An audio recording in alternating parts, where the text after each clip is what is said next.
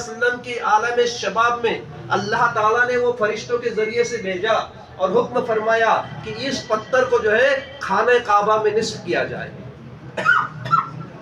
اب ہر قبیلہ والا، ہر خاندان والا یہ تمنا رکھتا کہ اس کا شرف مجھے حاصل ہو، میں اس کو نصب کروں۔ ہر قبیلے میں جھگڑا شروع ہو گیا کہ اس حجر اسود کو وہاں کون رکھے گا، کون نصب کرے گا۔ اب جھگڑا اتنا آگے بڑھ گیا کہ خون خرابے کی نوبت آئی۔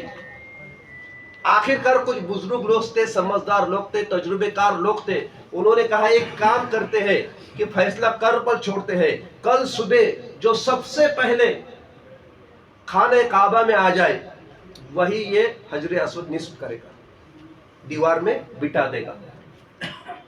چنانچہ سب چلے گئے، رات کو سب سوئے، لیکن میرے پیارے اللہ کی مصلحت کچھ اور تھی۔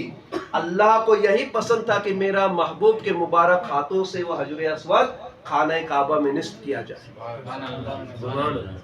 کیسا اللہ جانے، سب کو نیند لگ گئی۔ میرے پیارے آقا صلی اللہ علیہ وسلم جاگ اٹھے، سب سے پہلے حرم شریف میں رسول اللہ صلی اللہ علیہ وسلم حاضر۔ پھر سب لوگ آئے۔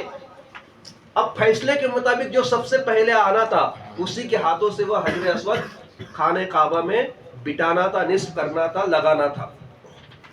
اب تمام لوگوں نے کہا کہ ٹھیک ہے، محمد رسول اللہ پہلے آئے، محمد پہلے آئے۔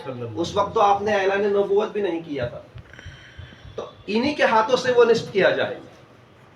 لیکن قربان جائیے، فیصلہ میرے پیارے آقا نے کیا خوب فرمایا۔ آقا فرماتے نہیں، یہ میری چادر ہے، اسے بچھا دو، حجر اسود کو رکھ دو اس میں، اور تمام قبیلے والے، خاندان والے کا ایک ایک سردار آئے اور وہ اس چادر کے ہر ایک کنارے کو پکڑے اور اس طرح ہم لے جائے۔ تمام قبیلے والوں کے سردار آئے، سب نے اپنا ہاتھ لگایا، پیارے آقا صلی اللہ علیہ وسلم لے گئے اور اپنے مبارک ہاتھوں سے حجر اسود کو خانہ کعبہ میں نصب کر دیا۔ اس کو چوم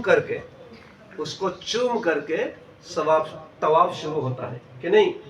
عمرہ یا حج کو جو گئے پہلے حجر اسود کو ہی چومتے ہیں، وہاں سے گنتی شروع ہوتی ہے۔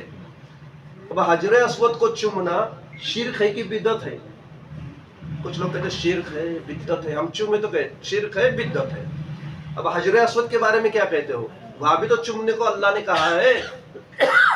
ہاں، وہ تو پتھر ہے، جنتی پتھر ہے، وہ تو غیر اللہ ہے، اللہ بھی نہیں ہے وہ۔ پھر حجر اسود کو چومتے کیوں ہو؟ تو ماننا پڑے گا یہ میرے رب کا حکم ہے، میرا رب کا۔ اچھا کوئی یہ کہے کہ میں نہیں چوموں گا، طواف شروع کر دوں گا، اللہ پسند کرے گا؟ نہیں کرے گا۔ سنت رسول ہے حجر اسود کو چوم کر کے طواف شروع کرنا۔ ہو سکے تو نزدیک سے چومو، نہیں ہو سکے تو دور سے اشارے کے ذریعے سے چومو، طواف شروع کر دو۔ ہر طواف پہ چومنا ہے۔ اب وہ حجر اسود جنتی پتھر، اس کو چومنے کا حکم اللہ تعالیٰ دے رہا ہے، لیکن محمد رسول اللہ صلی اللہ علیہ وسلم کو چومنے کا حکم اللہ نے تو نہیں دیا، لیکن خود بخود کچھ لوگوں نے کیا۔ بابا آدم علیہ السلام نے چوما، تمہارے باپ کے سب سے پہلے جس کو اللہ نے بنایا بابا آدم، انہوں نے خود نور مصطفیٰ کو انگوٹھے میں پا کر چوما اور کہا قرۃ عینی بک یا رسول اللہ، اے محمد صلی اللہ علیہ وسلم، آپ کا نام میری آنکھوں کی ٹھنڈک ہے۔ تو کیا باپ کے سنت کو بھی جھٹلاؤ گے؟ نہیں۔ اچھا ٹھیک ہے، صحابی نے چوما، کیا ابو بکر صدیق نے چوما اور یہ کہا قرۃ عینی بک یا رسول اللہ۔ اب صحابی کے اس قول پر عمل کرو گے کہ نہیں، کہ ابو بکر صدیق کے چومنے کو بھی جھوٹا ثابت کرو گے؟ حجر اسود تو جنتی پتھر ہے۔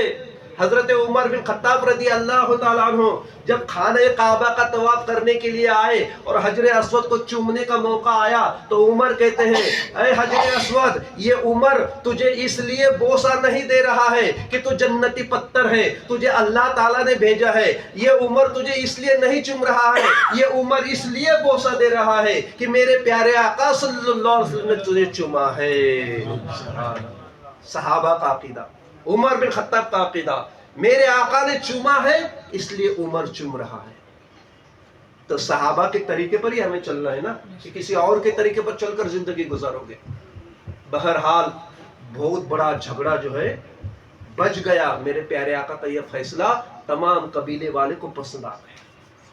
حضور کی زندگی بڑھتے چلے. لوگ کہتے ہیں 40 سال بعد نبی بنے. ہم کہتے ہیں 40 سال بعد نبی نہیں بنے، 40 سال بعد اعلان نبوت کیا. کیا کیا؟ اعلان نبوت کیا. نبی تو ہے، اجل سے ہے اور قیامت تک ہے.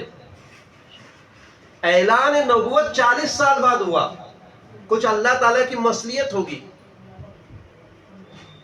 حضرت علی شیر خدا رضی اللہ تعالیٰ عنہ شفا شریف کی حدیث ہے، قاضی ایاز رحمت اللہ علیہ اس حدیث پاک کو نقل کرتے ہیں.